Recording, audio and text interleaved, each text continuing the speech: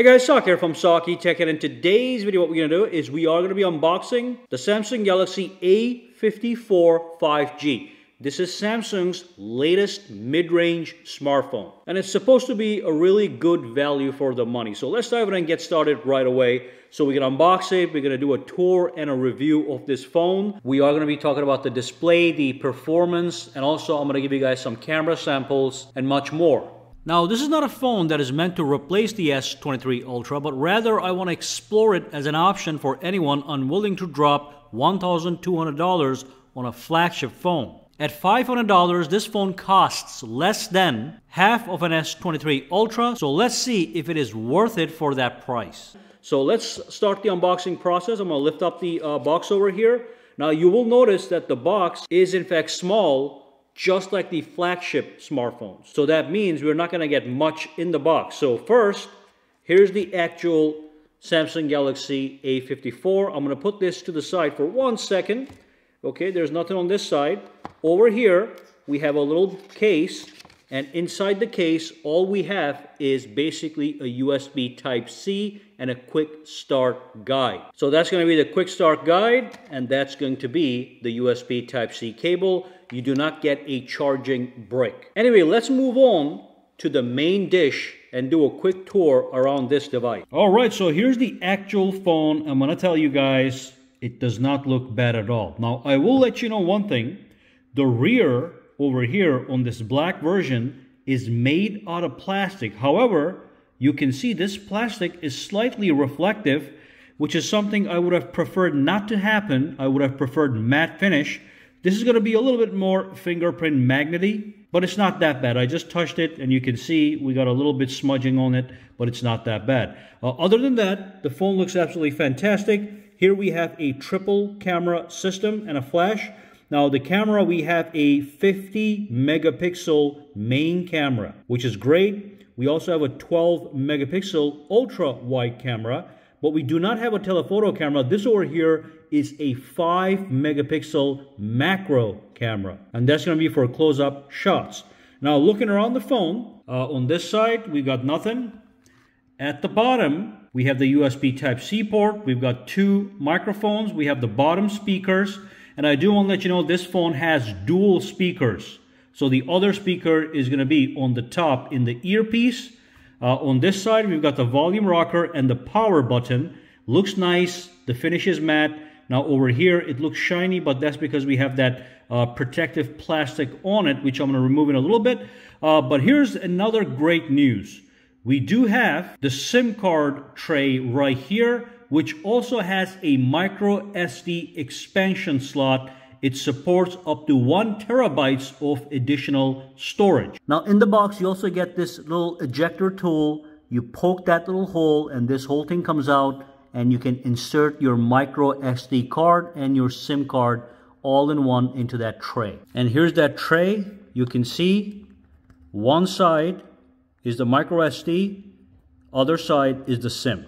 Fantastic. When I remove the protective cover, you can see it is very nice, very matte. And that's how the bottom looks. You can see again, nice, smooth finish. The side where the buttons are, and finally the top side. Anyway, let's turn this thing on for the very first time, do an initial setup, and then look at its other features. All right, so here we have the phone. You can see that we have an Infinity O display. Now this over here is a 32 megapixel front-facing camera, and the screen is a 6.4 inch display. That's a full high definition plus. And the good news is it is in fact 120 Hertz display refresh rate, which these days is essential. It's great that it's on a mid-range phone as well. So agree to everything that is not optional. So tap on agree. Okay, this is going to be very similar to any other Samsung phone.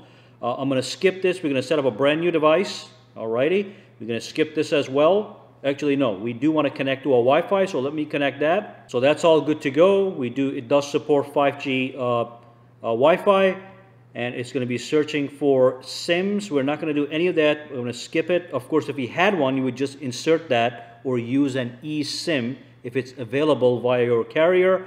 But the phone is getting ready. It's asking me, do you want to copy apps and data? I'm going to say don't copy, so it's going to go to the next screen. Okay, so it's going to ask me to log into Google, which I'm going to do right now. Okay, so that's all done. We're gonna move on. Just getting the account information for my Google account. Tap on more. I'm gonna agree to everything for now. You can look through and you can skip. Now we do have a built-in fingerprint sensor under the display. It's an optical fingerprint sensor. Let's set that up, and I'm gonna also check how it works in a couple minutes. So let's tap on continue. First, you do have to grab a pin. I'm just gonna do a 0000 here, just for the sake of this video. Okay, and let's see how the fingerprint registers. So it says to get the best scan, press with the tab, register. Okay, so it's a little bit at the bottom, as you can see. So press again, press again, press again, press again. Give it different angles of your finger.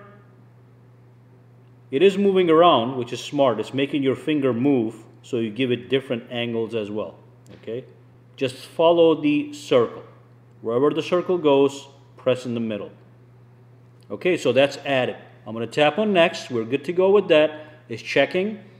Tap on this. That's all set up already. I'm going to tap on I agree. That's for the Google Voice Assistant. And then you can log in with your Samsung account to activate all the Samsung features. I'm going to skip it for now. I'm going to log in later. Okay, not a big deal for this particular video. In this area over here, I'm just going to disable all of these for now. Okay. And then, do you want the light mode or the dark mode? I'm just going to go with the light mode right now. Tap on next. We are all set up. Now we're going to go into the phone. It's going to take a couple seconds to finish the setup process because this is the first time we turn on the phone. Okay, so when you pull this down, you can see it says completing the setup. All right, we are in. All right, so let's quickly test the fingerprint sensor. I'm going to tap on it. Okay, we are in. So let's try that a couple more times with a different finger, and as you can see, it works nice and fast.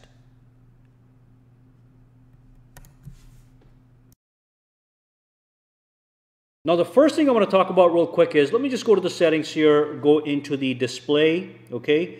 And like we said, this phone does have, I'm going to turn off the adaptive brightness. We do have the motion smoothness, so it's 120 Hertz or 60 Hertz based on your needs. So it's good that we have this.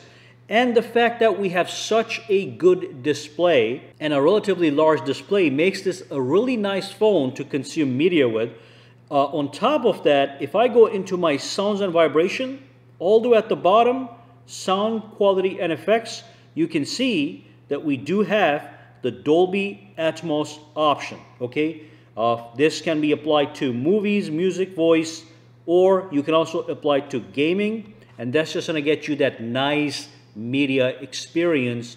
Watching movies on this, it's going to look and sound absolutely fantastic. So the device is going to be a home run for media consumption, no question. Also, if I press and hold on the screen, okay, and if I go to the wallpaper and style, let's just look at these stock wallpapers real quick.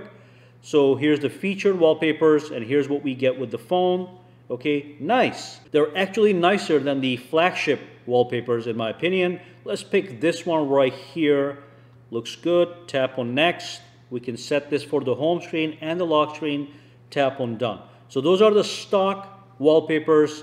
Then we have the graphical wallpapers that are standard, and that's great as well. And of course we have the color palette, which is all expected. You can turn this on and modify the theme of your phone. All this stuff is part of one UI, which is great. Now one thing I want to mention with the display is the display is capable of going all the way up to around 1000 nits of brightness, and that's going to be for outdoor. So if I were to go like this, turn on adaptive display, go all the way to the max, this is almost 1000 nits of brightness, which is great for outdoor visibility. Again, not on the level of a flagship, but it will still get the job done. It's pretty bright and clear from what I can see here. Alrighty. Now let's quickly talk about the battery. So the battery on this phone is 5000 milliamp hours, which is a massive battery, no question about that. And also when it comes to charging speeds, it supports up to 25 watts of charging. Now I did run tests on another A54 that I have, and basically if the battery dies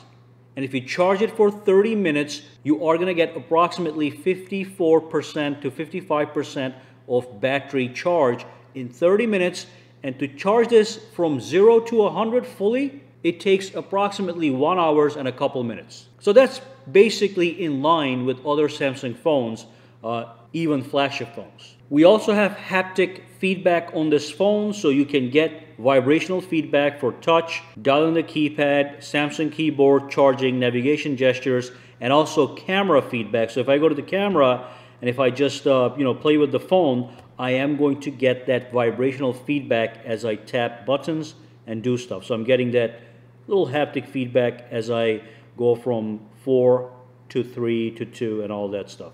So that's good that you get that feedback. It makes the phone come alive. Now, the one portion of this phone which I'm not highly impressed with is the camera. This is a mid-range phone, and the camera shows that it's a mid-range phone. For example, here I'm recording with super steady video stabilization feature, and it works great as far as stabilization is concerned, but the quality of the video takes a hit. And when I record regular video, the focus is a little off. So you can see here that the focus is jumping a little bit here and there, so the video does not seem as smooth as it should be.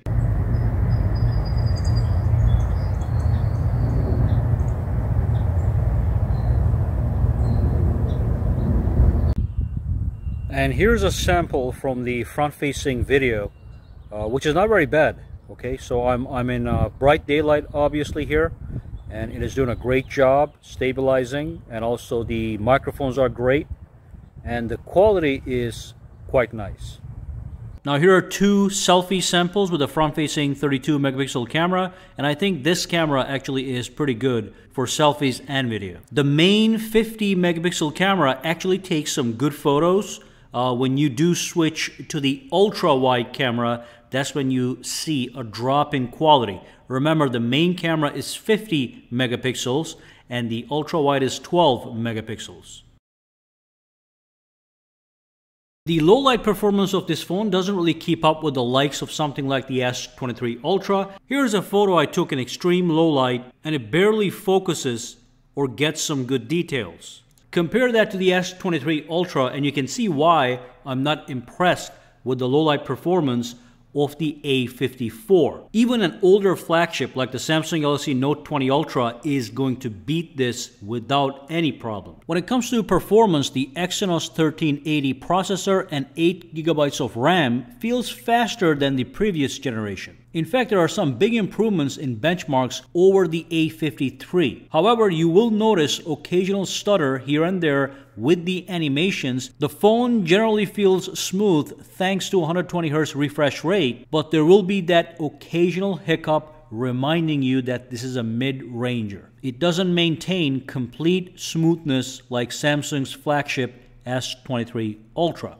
Now, when it comes to gaming, the phone handles most games pretty well. But again, for the most demanding games, there will be frame rate drops. The phone is quite capable of doing most things 90% of people do with their phones, but if you demand peak performance from a phone, then you want to look for flagships that cost double or more in price. Remember, this thing is around $500. So we have looked at just about everything. Let's conclude by listing the pros and the cons. So obviously the price is very reasonable at $500 or sometimes even $450. The display is very nice with good brightness and clarity. Coupled with stereo speakers, it is great for multimedia consumption. You also get great battery life with a massive 5000 mAh battery.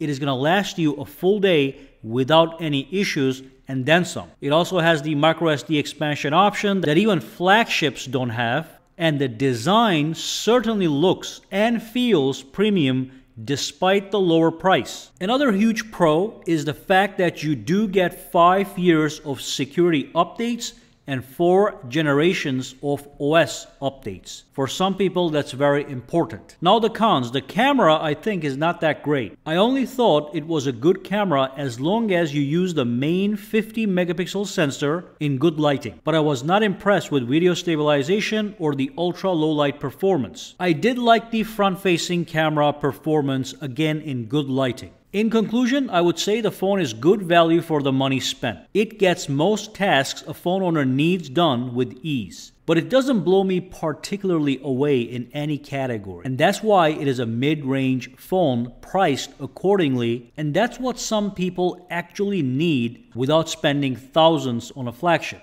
So if your budget is in the $500 range, you're not going to be disappointed.